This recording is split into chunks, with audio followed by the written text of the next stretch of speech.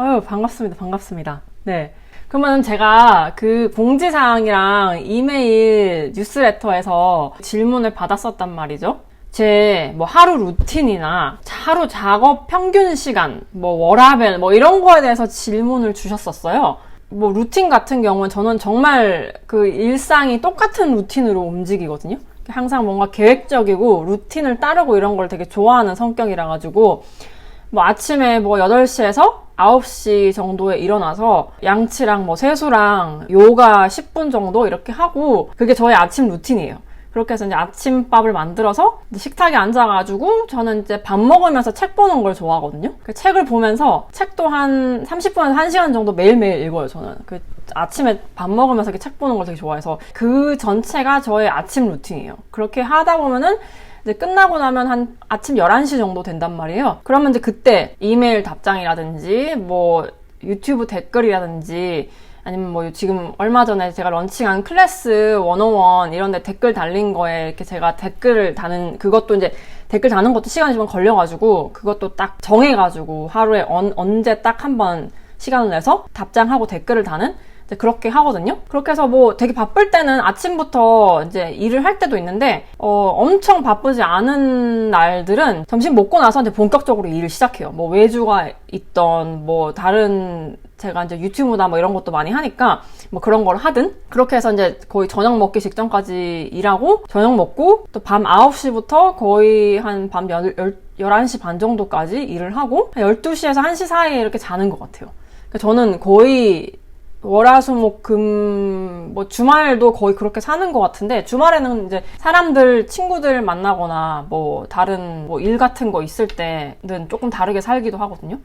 그렇게 하는 게 제 루틴인 것 같고 평균 작업 시간은 이거는 진짜 제가 얼마나 바쁜지에 따라 다른 것 같아요. 일이 엄청 많으면 그냥 진짜 눈 뜨자마자 진짜 양치하고 눈만 이렇게 세수만 하고 바로 컴퓨터 앞에 앉아가지고 자기 직전까지 일을 할 때도 있고요. 한 10시간 넘게 일을 하는 거죠, 그냥. 근데 만약에 많이 안 바쁜 날이다? 이러면은 진짜 뭐 그림 그리는 시간, 뭐 작업하는 시간 이런 시간은 뭐 한두 시간 될 때도 있는 것 같아요. 그냥 다른 일 하거나 이럴 때. 근데 진짜 이거는 내가 얼마나 바쁜지에 따라서 그때그때 다 다른 것 같습니다. 그리고 워라밸 같은 경우에는 저는 참 워라밸을 잘 못 지키는 사람이에요. 저는 항상 생활이 일이고 그냥 하루 루틴이 항상 일 위주로 돌아가는 거기 때문에 그냥 무슨 다른 계획이 없으면은 그냥 일을 하고 아니면은 일을 하는 것에 도움이 되는 것에 시간을 보내거나 그런 식으로 하루를 항상 보내는 것 같아요. 맞아요. 워라밸 힘들어요. 프리랜서한테. 이게 내가 막 쉰다고 해서 그냥 쉬고 다음날에 막 출근해가지고 그냥 그때만 일을 해서 퇴근하면은 끝나는 게 아니기 때문에 이제 일이 없을 때도 내가 홍보를 한다거나 아니면 내 개인 프로젝트라든지 뭐 블로그를 쓴다든지 이렇게 나를 알리는데 시간을 되게 많이 써야 되기 때문에 항상 일을 하는 이 뇌를 가지고 있는 것 같아요. 근데 이제 가끔 가다가 다른 일을 해야 될 수도 있잖아요. 친구들을 만난다든지 뭐 아니면 밖에 나가서 뭐 놀러 간다든지 이런 일이 있잖아요. 이제 그러면은 그거를 오히려 계획에 끼워 넣는 거예요. 그러니까 계획이 없으면은 그냥 일을 하거나 뭐 이런 게 그냥 디폴트로 깔려 있는데 누가 뭐 같이 놀자라고 이제 불러냈을 때 이제 그러면은 저는 노는 거예요. 그러면은 이제 라이프를 사는 거예요. 저는 그런 것 같아요. 이것도 뭐 그 프리랜서 분들마다 다 다를 수 있는데 저는 좀 그런 것 같아요. 근데 요즘에는 날씨도 여기 캐나다에 좀 많이 따뜻해졌거든요. 그래서 점심 먹고 한 30분 정도라도 산책 잠깐 갔다 오려고도 하고 아니면 이제 저희 집 이렇게 뒷마당에 제가 막 꽃도 심어놓고 막 그랬어요. 이제 그런 거 막 가꾸면서 일을 하지 않는 머리를 쓰려고 많이 노력하는 것 같아요.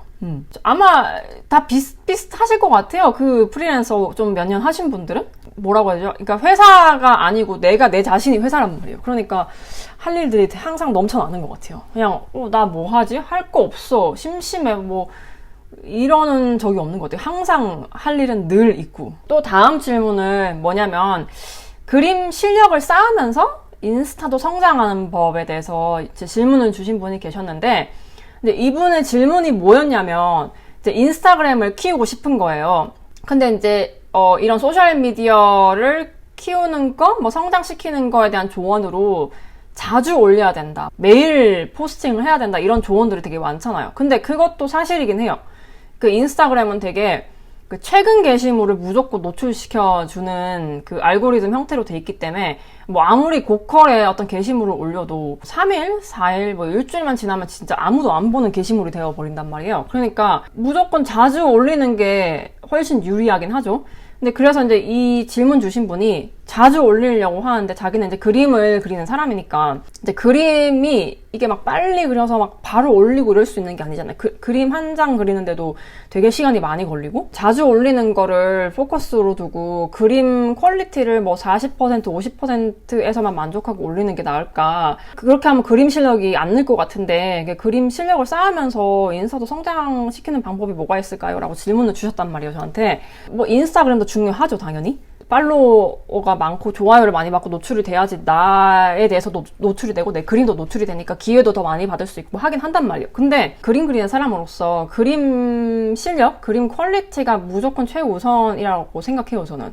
그렇기 때문에 너무 이렇게 막 자주 올려야 되는데 나 매일 올려야 되는데 오늘 못 올렸는데 게시물 며칠 동안 못 올렸는데 이런 거에 너무 연연해 하지 않으셨으면 좋겠어요. 그림 실력을 쌓는 게 저는 더 우선이라고 생각하기 때문에 뭐 만약에 그림 한 장을 완성본만 이렇게 올리신다기보다는 뭐 스케치도 올려보시고 완성한 그 딱 그림만 이미지만 해서 올려보시는 것도 괜찮고 아니면 이제 뭐 아이패드라든지 종이라든지 뭐 이런 거에 그리셨을 거 아니에요. 뭐 아이패드로 예를 들어서 그리셨으면은 아이패드에 그 그림이 띄워진 옆에 이렇게 내 책상의 모습? 막 이런 식으로, 그러니까 그림 하나로도 포스팅을 할 수 있는 그 방법들이 여러 가지가 있단 말이에요. 그림 그리는 과정을 녹화하셔가지고 그거를 또 올리신다던가.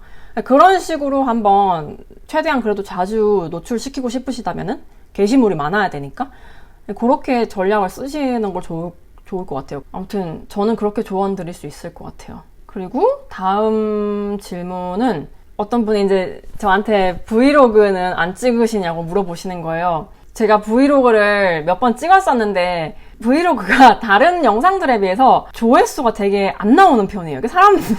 사람들이 저의 일상을 그렇게 궁금해하지 않나? 이 생각을 했었거든요. 그래서 브이로그를 찍고 싶긴 해요, 저도. 근데 이제 보시는 분들에게 도움이 될 수 있는 내용을 담은 브이로그를 어떻게 찍으면 될까라는 걸 항상 생각은 하고 있거든요. 말씀해 주셨으니까 제가 조만간 또 한번 촬영해가지고 또 보여드리도록 하겠습니다. 그리고 다음 질문은 동화책이 만들어지는 과정에 대해서 질문을 해주셨어요. 저는 그 글을 직접 쓰고 그림까지 그리는 그림 다 작업을 하진 않아요. 그러니까 아직은 안 해봤어요. 그냥 이제 다른 어떤 글 작가님이 쓰신 거를 이제 출판사에서 이제 중간에 이게 개입을 해가지고 그림 작가를 고용했을 때 이제 저를 그림 작가로 고용을 해서 저는 이제 그림을 그린 그런 케이스거든요. 그러니까 이제 동화책, 그림책 외주 작업을 한 입장에서 동화책이 만들어지는 과정에 대해서 한번 얘기를 해볼게요. 뭐 이제 글을 쓰신 분이 먼저 있으실 거 아니에요. 일단 먼저 글이 있어야지 거기에 그림이 필요할 거니까. 그 출판사에서 섭외를 하던 뭐 투고를 받아가지고 책을 내기로 계약을 해가지고 이제 이 글에 맞는 이미지, 시각화를 해줄 수 있는 그 그림 작가를 찾을 거란 말이에요, 출판사에서. 뭐 산그림이든 소셜미디어든 뭐 어디든지 간에 그림 작가, 일러스트레이터를 탐색을 해가지고 자기들이 생각하는 이미지에 맞는 그림을 그리는 작가를 이제 섭외를 해요. 그래서 이제 저 같은 사람에게 문의가 들어오는 거죠. 저한테 이런 그림책을 저희가 이제 출간을 하려고 하고 있는데 작가님이랑 일을 하고 싶다. 뭐 이러이러한 뭐 돈은 단가는 얼마 정도 되고 뭐 계약 조건은 이렇게 한데 뭐 일할 수 있겠느냐라고 연락이 와요. 근데 그렇게 해서 뭐 조건들을 조율을 해가지고 계약을 하면은 그 출판사 측에서 원고를 보내줍니다.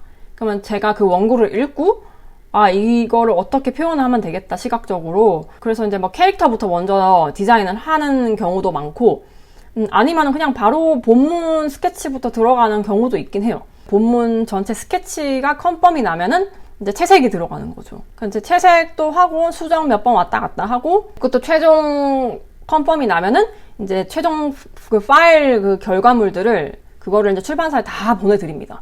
그러면 이제 거기 출판사에 계시는 디자이너 분들이 그거 이제 제가 그려드린 그림 위에다가 텍스트를 올리고 뭐 이렇게 마이너하게 편집하실 거 있으면 이제 편집을 하실 거란 말이에요. 그 디자이너 분들이. 이제 그렇게 해서 이제 그 출판사 내에서 모든 게 컨펌이 나고 뭐 가제본을 만들어 봐가지고 이게 이렇게 인쇄가 되면 나오겠구나.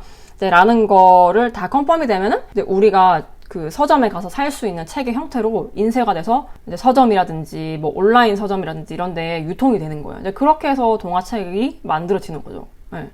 그리고 총 얼마나 걸리는지 이것도 출판사에서 작업 기간을 얼마나 주는지에 따라 달라요. 한국 출판사 같은 경우에는 좀 대체적으로 짧았어요. 제 경험상. 그래서 한 3개월 정도 받은 적도 있고 그림책 하나 다 그리는데 한 4, 5개월, 6개월 길면은 그 정도고 근데 해외 출판사랑 일을 했을 때는 한 최소한 6개월 정도 받은 것 같은데 근데 저는 되게 짧게 받은 적도 있긴 해요. 막 4개월 만에 다 그려야 되고 이런 적도 있긴 하거든요. 근데 이건 진짜 출판사마다 달라요, 그냥. 요즘 작업 중이신 건 어떤 작품인가요? 저는 요즘에 개인 작업은 거의 못하고 있고 거의 이제 외주 작업, 클라이언트 작업들 하고 있습니다. 지금은 이제 교과서 시즌이라고 할까요? 그래서 교과서에 들어가는 사파 이런 거를 저도 지금 작업을 하고 있고 그리고 그 또 다른 작업도 하나 하고 있습니다. 다 외주 작업 정도만 하고 있고요. 다음 질문이 단가를 측정하는 방법이에요. 어떻게 처음에 이제 초보 일러스트 하시는 분들이 이렇게 문의가 들어왔는데 단가를 어떻게 측정해야 될지 모르겠다. 너무 힘들다. 라고 말씀을 해주시는데 맞아요. 근데 단가는 늘 힘들어요, 진짜. 이게 왜 힘드냐면은 우리가 막 슈퍼마켓에 가면은 과자 같은 거, 아이스크림 같은 거 살 때 그 가격표가 적혀 있잖아요. 거기는 막 500원, 막 요즘 500원짜리 과자 없죠, 근데. 없죠, 아무튼. 그렇게 가격표가 적혀 있단 말이야. 뭐 2,000원이든 뭐든. 그거면 이제 그거대로 사면 되는데, 이 그림 일이라는 거는 그렇게 가격표가 붙은 일이 아니란 말이에요. 그래서 일러스트 단가 이런 거 검색해보시면은 한그림 단가표라는 게 나와요. 그래서 이제 그거 많이 참고하시는데, 그러니까 참고용으로만 쓰셨으면 좋겠어요, 저는. 그거가 절대적인 가격의 기준이 아니라는 거. 근데 뭐 처음에는 뭘 모르니까 그거를 볼 수밖에 없고 그렇긴 한데 그 상그림 단가표에 나오는 금액보다 더 많이 받으시는 분도 계시고 더 적게 받는 분도 계시단 말이에요. 덜 받건 더 받건 이거는 저는 단가는 무조건 그 클라이언트 예산에 따라서 결정된다고 생각하거든요. 그러니까 내가 진짜 막 대체 불가능한 어떤 존재가 돼가지고 나 아니면 다른 누구와도 일을 하고 싶지 않다. 나여야 된다. 이 정도의 수준이 아닌 이상 단가를 내가 정하는 파워는 저는 없다고 생각해요. 그렇기 때문에 어쩔 수 없이 내가 너무 비싸게 부르면 그 사람들은 그냥 다른 사람을 찾거든요. 이거는 항상 그 클라이언트가 예산이 얼마인지 먼저 물어보는 거를 무조건으로 하셨으면 좋겠어요. 뭐 얼마 해주실 수 있어 이렇게 연락이 오면은 뭐 얼마 불러야 되지 모르겠는데 뭐 이 정도 불러볼까? 이래가지고 저는 뭐 이거 컷당 뭐 30만 원에 할게요 막 이렇게 했는데 만약에 그게 자기들이 생각했던 것보다 너무 많으면은 그냥 답장이 안 와요. 그냥 안 올 수도 있어요. 아니면은 그냥 완전 30만 원에 그러면은 바로 진행하도록 하겠습니다 라고 할 때도 있단 말이에요. 그러면은 내가 좀 더 받을 수 있었는데 30만 원만 받고 일을 하게 되는 거거든요. 그러니까 모르는 거예요. 우리는 이거는 협상의 영역이란 말이죠. 단가를 측정하는 거는. 그러니까 막 내가 그냥 눈대중으로 때려 맞추고 막 그것도 필요하긴 해요. 초반에는. 그렇게 하면서 경험이 쌓이고 내가 이만큼 불러봤는데 그냥 까이더라. 이만큼 불러봤는데 바로 받아들이더라. 막 이렇게 이게 좀 경험이 쌓여야 되긴 해요. 처음에는 어려울 수밖에 없어요, 진짜. 근데 이제 몇 번 계속 까여보고 계속 일을 성사를 시켜보고 하다 보면은 요 정도 불렀을 때, 요 정도 규모 업체에서 요 정도의 가격을 불렀을 때 오케이 하더라. 근데 얘네들이 정확하게 내가 예산을 얼마나 잡고 있는지 모르니까 그러니까 예산을 물어보는 것도 저희도 이거를 뭐 해본 적이 없어서 예산을 얼마나 잡아야 될지 모르겠어요. 작가님이 먼저 견적 알려주시면 안 돼요? 막 이렇게 한단 말이에요. 그러면은 그 상대방이 그러니까 예산을 알려줄 수밖에 없게끔 저는 좀 질문을 하는 편이에요. 이게 저의 케이스인데 제가 견적을 당연히 내드릴 수 있는데 근데 견적도 뭐 작업 기간이라든지 그 내 작업물을 사용하는 범위라든지 뭐 계약 조건 뭐 저작권의 뭐 양도 여부라든지 이제 그런 거에 따라서 다 달라질 수 있고 그리고 잡고 계신 대략의 예산 금액에 따라서 이 견적이 다 달라질 수 있으니까 그런 정보들을 좀 대략적으로도 알려주시면은 제가 견적을 내드릴 수 있습니다 라고 해요. 그러면은 저희도 한 요 정도는 잡고 있습니다 라고 뭐 얘기할 때도 있고 아니면은 그래도 저희 모른다. 작가님 그냥 알려달라 이렇게 할 때도 있단 말이에요. 그러면은 그럼 어쩔 수가 없어요. 그러면 진짜 크게 레인지 그러니까 범위를 부르는 수밖에 없어요. 그러니까 저는 이 정도 작업이면은 이때까지 뭐 100만 원에서 뭐 지금 500만 원까지 뭐 이 정도까지 해드렸는데 이것도 그 지금 작업 조건이라든지 예산에 따라 다를 수 있으니까 좀 알려달라고 얘기를 한단 말이에요. 절대 그러니까 예산 단가 협상에서는 내 패를 먼저 까지 말라. 이제 그게 약간 단가 협상 101 그런 느낌?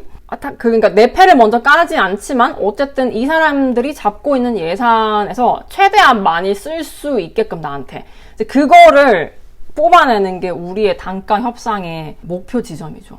근데 요거는 어려워서 제가 그 최근 영상에서 제가 작업 단가를 측정하는 거에 대해서 잠깐 얘기를 했었는데 이거는 진짜 이 단가만으로도 할 얘기가 너무 많거든요. 이건 제가 다음에 한번 따로 빼가지고 라이브로 한번 뭐 하든지 아니면 영상으로 다시 찍던지 한번 해볼게요. 네. 그 영어 못하는데 한국에서 해외 일 하려면 어떻게 해야 되냐고 이제 질문을 주셨어요. 근데 이거는 되게 한국에 계신 분들이라면은 다 이렇게 생각하실 것 같아요.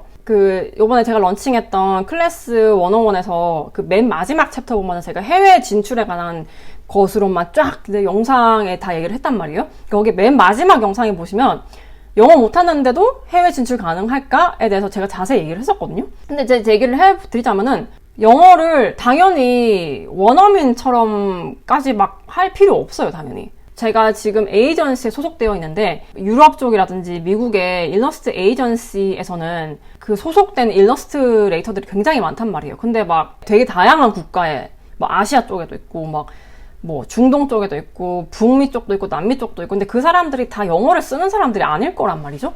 근데도 일을 한단 말이에요. 그게 이제 그 사람들이 영어가 모국어가 아닐 건데 저도 영어가 모국어가 아니거든요. 아직도 영어가 답장하는 거 아직도 힘들고 그렇긴 해요.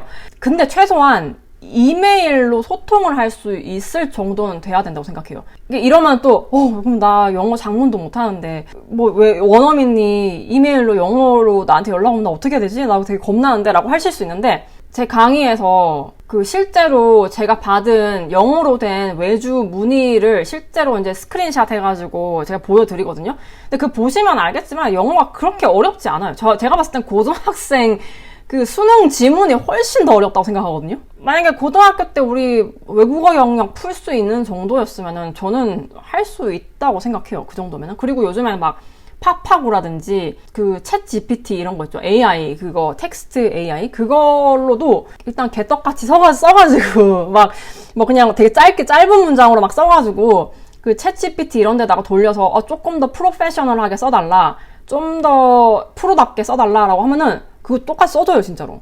그렇게 해서 내가 보고, 이건 내가 좀, 바꿨으면 좋겠다. 요 정도만 살짝 편집해가지고 답장 쓰고 그러거든요? 네, 그렇게 쓰시면 될 것 같아요. 근데 너무 그래도 그것 자체도 너무 힘들다? 이러면은 최소한 뭐, 이메일 쓰는 영어 강의 같은 거 있죠. 막, 뭐 장문하는 강의라든지, 이메일 비즈니스, 이메일 강의? 뭐 이런 거 있을 것 같은데 잘 모르겠어요. 아무튼. 그런 거라도 들어보시면서, 영어 공부는 계속 하시면 좋죠. 어쨌든 그 해외 클라이언트랑 일을 할 거면은 그쵸? 저작권 제가 조금 이따가 말씀드릴 건데 그 계약하실 때 주의하셔야 될 게 그러니까 내가 무슨 계약서에 사인하는지 정확히 아셔야 되는 거예요. 그러니까 이게 저작권 양도 계약서가 있어요. 그리고 거기에 사인을 할 일도 있을 거란 말이에요. 그 저작권 양도 계약서에 사인을 하시더라도 내가 지금 사인하는 계약서가 뭔지를 아셔야 되는 거예요. 그러니까 만약에 왔는데 모르겠다. 무슨 말인지 모르겠고 애매하게 돼 있다. 이러면은 물어보세요. 그 담당자한테. 그러면은 이러이러한 경우에는 뭐 내 작업물이 이렇게 해서 관리가 이렇게 넘어가는 건가요? 그러면 이렇게 됐을 때는 어떻게 되는 건가요? 라고 물어보세요. 그리고 만약에 마음에 안 들거나 헷갈리거나 이런 거 있으면은 뭐 고쳐달라고 하시고 그게 뭐 받아들여질지 안 받아들여질지 모르는 일이에요. 안 받아들여질 수도 있어요. 그 출판사마다. 근데 어쨌든 그렇게 이거를 그냥 빨리 하고 싶어가지고 제대로 알지도 못한 상태에서 사인을 했다가 나중에 막 내가 몰랐던 어떤 그 일들이 발생하는 거? 그러니까 나는 저렇게 될 줄 몰랐는데 그럼 나는 내 작업물은 어떻게 되는 거지? 그런 낭패가 일어나지 않도록 최대한 많이 살펴보시고 얘기를 나눠보셔야 될 것 같아요. 그게 계약서를 작성하실 때 주의할 상황이 아니실까라고 생각하는데 그리고 제가 또 받은 질문 중에 하나가 이렇게 일러스트 지망생들에게 단 한 가지 조언을 드릴 수 있다면 어떤 거를 해주겠느냐고 질문하셨어요. 일러스트 지망생에게 줄 수 있는 딱 한 가지 조언이 있다면 무엇인가 그게. 저는 그거를 항상 말씀드리는 게 나를 드러내는 거를 두려워하지 않았으면 좋겠어요. 되게 많은 분들이 맞아 나를 홍보를 하고 뭐 열심히 알려야지 뭐 일도 받고 할 건데 그래서 열심히 해야지라고 하는데 의외로 굉장히 소심하게 자신을 드러내세요. 보면은 그러니까 막 나를 드러낸다고 하셔가지고 뭐 인스타그램만 하시고 트위터만 하시고 이러신단 말이에요. 근데 그거는 굉장히 소심하게 나를 드러내는 거예요. 그러니까 인스타그램에만 사람들이 있지 않아요. 당연히. 그렇기 때문에 저는 좀 내가 먼저 잠재적 클라이언트에게 다가가는 것도 굉장히 필요하다고 생각하고요. 그게 특히 한국에 계신 분들이 내가 먼저 클라이언트에게 다가가는 거를 되게 어려워하거나 그렇게 하는 거를 생각을 아예 못 하시는 분들이 많으시더라고요. 근데 저는 그게 그래서 오히려 기회라고 생각해요. 그게. 왜냐면 아무도 그렇게 생각을 안 하면 내가 했을 때 되게 눈에 띌 거 아니에요. 그러니까 어쨌든 외주를 받고 하려면 클라이언트 눈에 띄워야 돼요. 일단은 그렇게 해야지 내 그림을 보고 이 사람 쓸래 말래를 결정을 할 거 아니에요. 그러니까 나를 몰라요. 그냥 인더스트리에서는 이 출판사 업계에서는 그냥 나를 모릅니다. 아무도 몰라요. 몰라서 일이 안 들어오는 경우가 태반이에요. 태반. 그렇기 때문에 나를 알리다. 무조건 나를 알려라. 나를 들이밀고 알리고 적극적으로 막 만나는 사람들마다 내가 그림 그리는 거를 한다는 거를 알리시고 내 그림으로 만든 거를 막 사람들한테 돌리고 뭐 전시회도 참가하시고 포트폴리오도 여기저기 보내고 그냥 심심하면 보내는 거예요. 그냥 뭐 이메일 돌리고 막 그렇게 하는 거예요. 그냥. 그게 제가 드릴 수 있는 단 한 가지 조언이 될 것 같습니다. 나를 드러내는 거. 들이대라. 나대라. 나댑시다 우리. 나대는 게 저의 모토입니다. 그리고 또 어떤 분이 제가 가장 좋아하는 저의 작품이 뭔지를 물어보셨어요. 이거 작품, 제 엽서인데, 이 그림을 제가 제일 좋아하거든요? 이게 왜 제가 좋아하냐면, 제가 이 일러스트 지망생일 때 그린 그림이에요. 이게 저도 막 동화책 한번 그려보는 게 꿈이고, 그림책 막 그림, 정은지, 이렇게 써져 있는 책을 보면은 진짜 눈물을 흘릴 것 같은, 이제 그런 걸 꿈꾸던 시절이 있었는데, 그때 그린 그림이거든요? 그래서 저도 막 이제 일러스트 작가님들이 여는 포트폴리오 리뷰라든지 이런 거에 한번 막 크리틱 받고 그렇기도 했었어요. 그때 제가 이 그림에 대해서 호평도 되게 많이 받았었고, 그리고 이 그림이 소셜미디어에서 반응이 가장 좋았어요. 그 당시에. 이 그림으로 제가 인스타 팔로워도 엄청 많이 늘었던 기억이 나고, 그래서 뭔가 되게 애정이 가는 그런 그림입니다. 그래서 저는 이 그림을 꼽을 수 있을 것 같아요. 개인 작업할 때 그림 주제는 어떻게 선정하시는지, 뭐 아이디어나 영감은 어디서 얻으시는지 뭐 이런 거를 저에게 질문을 주신 분들이 꽤 계셨어요. 저는 저는 그림의 영감을 뭐 어디에서 얻어요, 막 여기서 얻어요 라고 딱 정해진 건 없어요. 그냥 일상을 살면서 사람들이랑 대화를 하면서 갑자기 딱 떠오르는 것도 있고, 막 그냥 되게 사소한데 혼자서 감동받고 이런 거 있잖아요. 막 요즘에 이제 여기 따뜻해져가지고 저희 집 뒷마당에 막 꽃 같은 걸 갖고 그렇게 하기 시작했단 말이에요. 떡잎에 조그마한 새싹만 보이는데 이게 땅을 파니까 안에 막 뿌리들이, 막 식물의 뿌리들이 엄청 많이 있는 거예요. 막. 그래서 그걸 보면서 내가 그냥 땅 밖에서는 이렇게 뭔가 새싹만 나가지고 얘네들이 이제서야 시작을 했나 보다 라고 생각을 했는데, 땅 속에서는 뿌리들도 엄청 많고 얘네들이 봄을 준비하기 위해서 이렇게 많은 일들을 하고 있었구나 하면서 혼자서 감동을 받는 거예요. 그러면서 내가 이걸로 뭔가 봄이란 주제로 동화책을 써볼 수도 있지 않을까? 막 이런 영감을 받고 막 그러거든요. 근데 이거는 진짜 개인마다 그런 어떤 영감 받는 포인트들이 다 다를 것 같아요. 책을 보면서도 영감을 되게 많이 받아요. 저는 책에서 제일 많이 받는 것 같거든요. 그러니까 책도 무슨 그림에 관련된 책이 아니라 저는 약간 자기계발서라든지 아니면은 경제서적, 사업서적 막 이런 거를 읽으면서 이런 거를 사람들이 좋아한단 말이야? 이렇게 해야지 잘 팔린단 말이야? 뭐 이런 인사이트를 얻잖아요. 그런 책들을 읽으면은. 그러면 내가 이제 그림 그리는 사람으로서 뭘 하면 좋을까? 어떤 거를 만들면 좋을까? 이제 그런 거를 구상하다 보면은 막 영감들이 떠올라요. 어떤 그림을 그려야 할지, 어떤 아이디어를 내가 생각해내는 거예요. 그런 거에 대해서. 좀 공통적으로 생각해보면, 내가 가만히 앉아있어가지고 생각나는 것보다 뭔가 다른 것들을 외부적으로 경험을 했을 때 책을 읽거나 화단을 가꾸거나 사람들이랑 뭐 대화를 나누거나 이런 식으로 여행을 가거나 이렇게 외부적인 어떤 자극을 받았을 때 영감을 얻는 것 같아요. 혼자서 뭐 그리지? 영감을 떠올려야 돼. 막 그렇게 한다기보다는. 근데 이게 또 막상 그려야 되는데 그림 주제가 생각 안 날 때도 있으니까 저는 그럴 때는 이제 이렇게 영감이 떠올렸던 거를 메모장이라든지 막 노션 이런 데 정리를 해놓은 편이에요.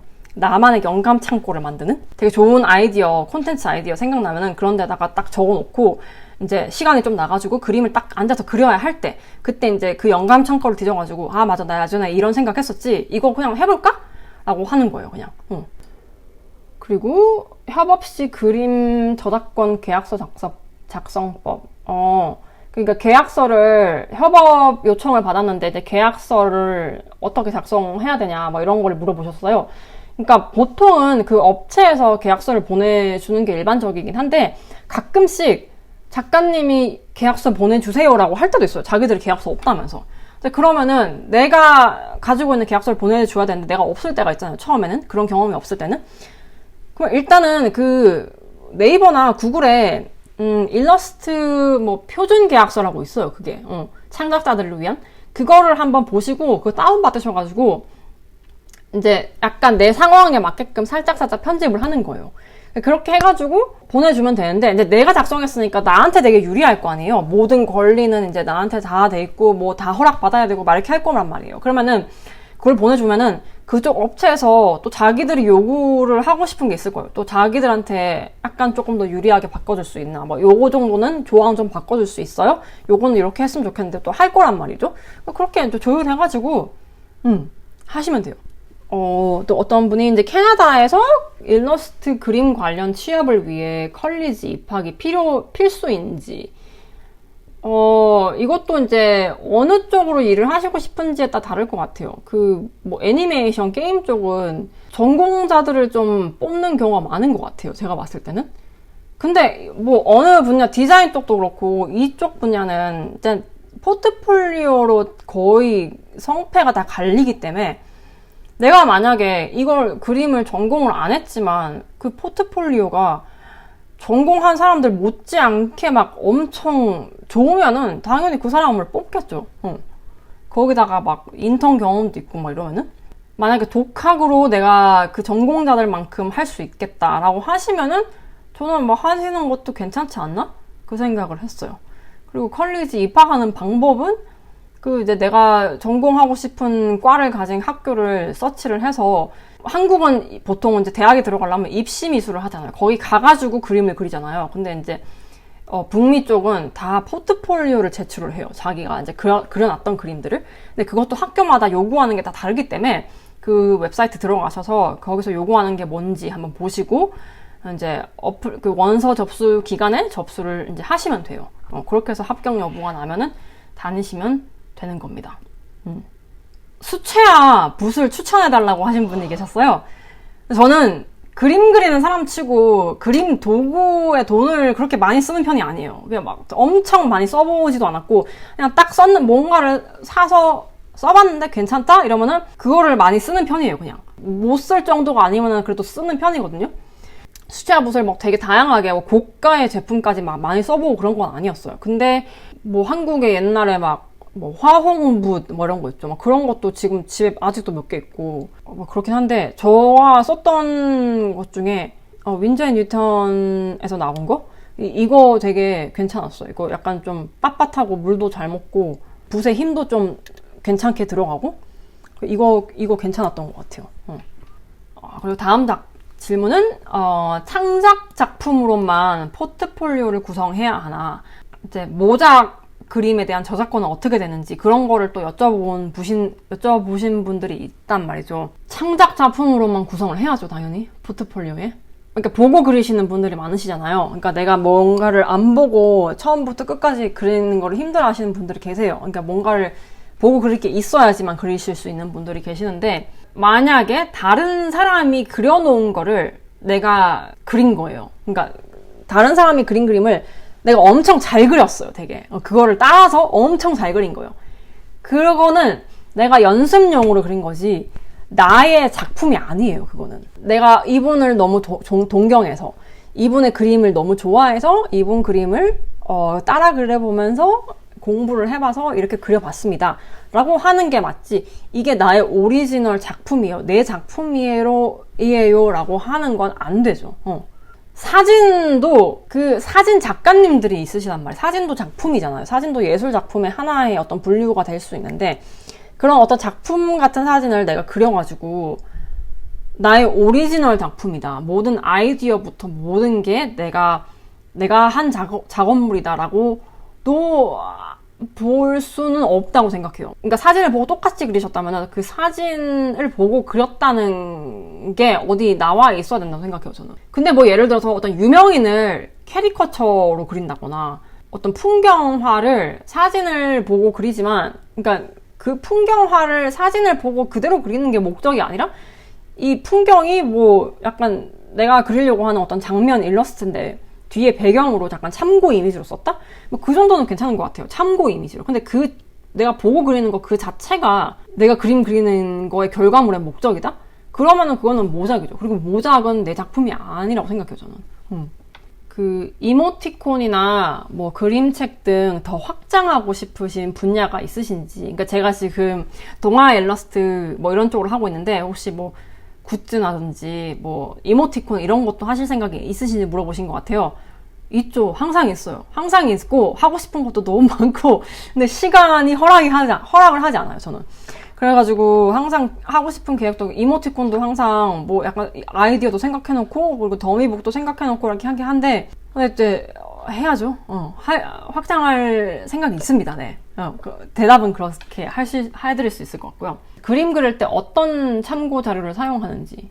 저는 그냥 사진 많이 보는 것 같아요. 이게 외주를 하건, 뭐 제 작업을 하건, 그림을 그릴 때, 뭐 예를 들어서 이렇게 쭈그리고 앉아있는 어린 아이를 그려야 된단 말이에요. 근데 쭈그리고 앉아있는 포즈가 조금 복잡하거든요. 그래서, 그럼 이제 구글에다 그냥 쭈그리고 앉은 아이 딱 치면 그냥 사진이 쫙 나오거든요. 그렇게 그냥 그때그때, 아니면 이렇게 호미를 쥐고 있는 손, 뭐 이렇게 깍지 낀 손, 이런 거 그릴 때, 이거는 자료를 보고 그려야겠어. 내가 눈대중으로 그리면 안 될 것 같아. 이런 것들은 그냥 바로 그냥 구글 검색 이미지를 해서 그 사진을 보거나, 아니면 뭐 핀터레스트 이런 데에 들어가서 사진 이미지를 보거나, 거의 저는 그렇게 하는 것 같아요. 디지털 작업을 해야 하는지, 아날로그 작업을 해야 하는지, 이거 질문을 주시는 분들이 예전부터 꽤 계셨어요.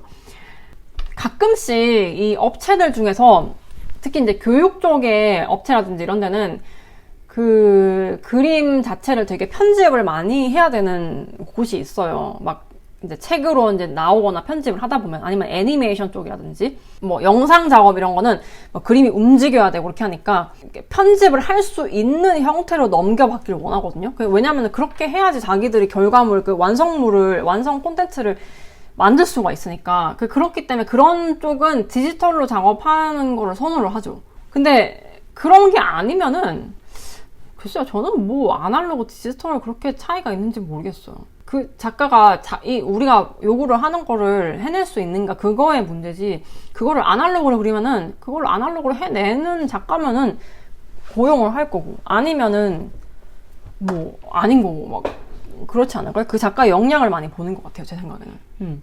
그림체랑 그림 스타일 정하는 거에 대해서 말씀을 주셨어요.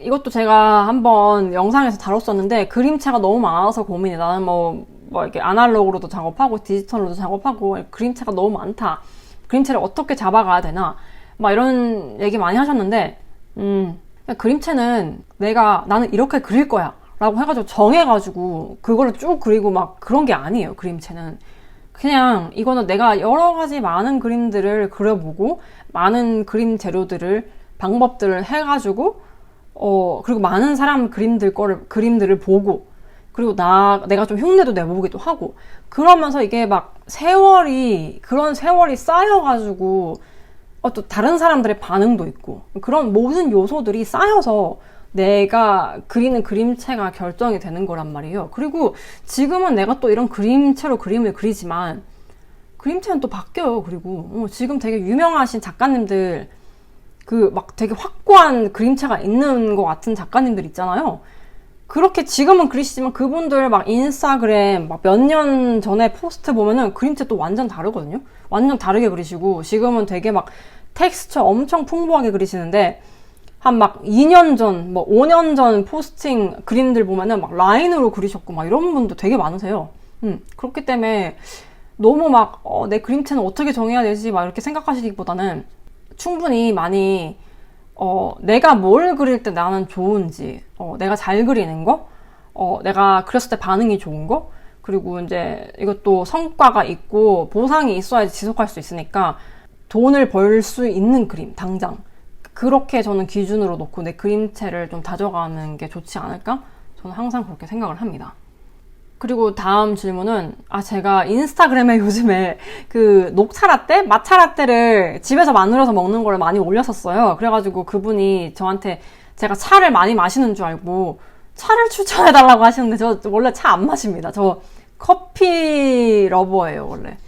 커피를 좋아하는데 이제 커피가 요즘 몸에 안 받더라고요. 그래서 좀 차를 마시려고 노력하긴 한데 차 뭐 잘 모르고 저는 그냥 뭐 복숭아티 이런 거 좋아하거든요. 복숭아티, 뭐 블루베리 티 이런 거 괜찮더라고요. 뭐 까모마일 이런 거 별로 안 좋아하고 잉글리시 브렉퍼스트에 뭐 설탕이랑 그 우유 넣고 먹는 거 그것도 좋아하고 그 정도로 얘기할 수 있을 것 같아요.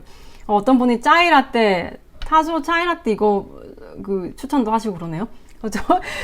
뭐 좋은 차 있으시면 저도 좀 알려주세요. 저도 차를 되게 모르고 되게 입맛도 까다로워가지고 저 얼그레이 티 별로 안 좋아하거든요. 그 이상한 그 향이 나가지고 별로 안 좋아하고 그렇단 말이에요. 근데 얼그레이 티 좋아하시는 분은 되게 좋아하시고. 죄송해요. 차는 추천 제가 잘 모릅니다. 네. 아이패드 유저한테 추천할 수 있는 데스크탑이 뭔지 물어보셨어요. 저는 앱등이거든요. 그래서 저는 앱등이라서 무조건 애플 제품을 추천드리는데 이건 정말 저의 그냥 선호인 거고, 근데 아이패드 쓰시면서 PC 컴퓨터 쓰시는 분들 되게 많으시더라고요. 그 윈도우 쓰시는 분들? 모르겠어요. 저는 가장 좋은 거는 그 에어드랍이 된다는 거, 그 애플 제품들끼리는 에어드랍 없이 못 살거든요. 호환도 잘 되기도 하고 뭔가. 그래서 저는 애플 걸 추천드리긴 한데, 근데 뭐 PC 쓰시는 분도 많으시니까 저는 그렇게 차이가 없을 것 같아요. 뭐 요즘엔 툴도 되게 좋아졌고 그 드랍박스라든지 그런 거 파일 전송하는 거 싱크 되는 거 그런 것도 좋은 게 너무 많아져가지고 상관없을 것 같습니다. 하지만 저는 앱등이라는 거. 요즘 유행하는 그림 주제나 그림체가 뭐라고 생각하시는지 저한테 질문을 주셨어요. 요즘 유행하는 거? 근데 이거는 제가 봤을 때는 한국에서는 유행하는 게 뭔지가 너무 극명하게 드러나요. 이게 트렌드에 되게 민감한 사회이기도 하고 뭐가 하나가 유행하면은 엄청 다 퍼지고 막 그러는 게 좀 되게 강하다고 생각하거든요. 다른 데 비해서. 그래서 유행하는 그림 주제, 그림체 이런 게 그 일러스트레이션 페어 가면은 아마 많이 보실 것 같아요. 그런 귀엽고 약간 이모티콘 귀여운 스타일 그런 그림들 있잖아요. 동물, 애기 동물들 캐릭터로 막 귀염 뽀짝한 그런 그림? 비슷비슷한 느낌의 그런 그림들 되게 많잖아요, 요즘. 그런 게 굉장히 유행하는 것 같고요. 근데 그런 게 유행하는 게, 보셔야 될 게, 그냥 그 그림들을 누가 소비를 하는지를 보셔야 되는 거예요. 그렇게 귀엽고 이모티콘 귀여운 아기 동물 캐릭터가 유행하는데 그거를 누가 소비를 하는가 보는 거예요. 일러스트레이션 페어에 오는 사람들도 보면은 대부분 10대에서 20대 초반들이 되게 많이 소비를 한단 말이에요. 그런 콘텐츠들을. 그게 왜 그러냐면 그쪽 연령대 사람들이 그런 어떤 그림으로서 가공된 콘텐츠에 굉장히 민감하게 반응하고 유행에 민감하게 반응하고 그런 거를 되게 좋아하고 재밌어 하는 코어 연령층이라고 생각하거든요. 우리가 어릴 때 만화책도 되게 어릴 때 굉장히 많이 보잖아요. 저는 그런 거랑 비슷하다고 생각해요. 그래서 이제 그림을 소비하는 사람이 그런 연령층대가 많다 보니까 그런 그림이 되게 유행하지 않나? 그림을 누가 소비를 하는가, 어떤 연령층, 어떤 타겟층에서 굉장히 많이 소비를 하는가에 따라서 유행이 많이 다를 거라 생각해요. 그런 데 비해서 이제 해외 같은 경우에는 이렇게 한국처럼 뭐가 딱 유행이다라고 하는 거를 꼭 집어서 얘기하기는 좀 힘든 것 같고요. 뭐 그림체는 모르겠고, 이제 그림 주제 같은 경우에는 저는 아무래도 이제 출판 시장 쪽으로 많이 일을 하고 있으니까 좀 다양성이 많이 거론이 돼요. 요즘 정말 많이. 최근 몇 년 동안 굉장히 많이, 점점 더 많이 언급이 되는데, 그 다양성이라고 하면은 다양한 인종, 뭐 흑인, 백인 뭐 이런 것뿐만 아니라 뭐 중동 쪽이라든지 인도계, 뭐 동남아 쪽, 남미 뭐 이런 쪽, 아프리카 뭐 이런 쪽에 아니면은 북미 쪽의 이민자들도 뭐 그런 사람들뿐만 아니라 어떤 소수에 대한 그런 다양성, 뭐 아니면 동성애자라든지 뭐 장애인이라든지 이런 거에 대한 가시화를 하려고 되게 노력을 많이 하는 것 같아요. 유럽 쪽이나 북미 쪽이나 이런데 그런 주제들이 많이 보여요, 요즘. 그래서 막 10대 인도계 여자아이가 휠체어를 타고 있는 슈퍼히어로 캐릭터 같은 그런 그림? 막 이런 게 좀 보이기 시작하거든요. 휠체어를 탄 캐릭터. 막 이런 거. 그 아동 출판 시장에서 다양성을 많이 이제 보여주려고 하는. 이거 되게 민망한 질문인데 어떤 분이 이제 미모 유지 비결 뭐 이런 거 장난으로 써주셨어요. 이건 제가 넘어가도록 하겠습니다. 유지할 미모가 없습니다. 네. 그리고 마지막에 왜 이렇게 멋있냐. 그것도 누가 또 장난으로 써주신 것 같은데 그렇게 봐주셔서 감사합니다. 네. 이렇게 제가 받았던 질문들이랑 그리고 라이브로 올려주신 질문들에 제가 한번 답을 다 해보는 시간을 가졌거든요. 다음에 또 다른 주제로 한번 우리 라이브 한번 해보도록 해요. 또 유용한 주제로. 알차다고 생각해 주시니 너무 감사해요. 다음에 또 한번 열어볼게요. 네. 그럼 오늘 와주셔서 감사했습니다. 저는 이제 라이브를 끄도록 할게요. 감사합니다. 감사합니다.